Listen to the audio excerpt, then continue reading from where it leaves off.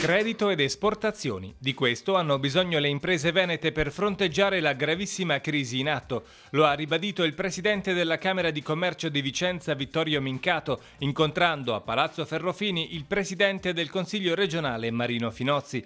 Occorre perciò adottare tutte le misure necessarie perché il sistema bancario non chiude i rubinetti del credito e per aiutare le imprese nella loro attività di esportazione.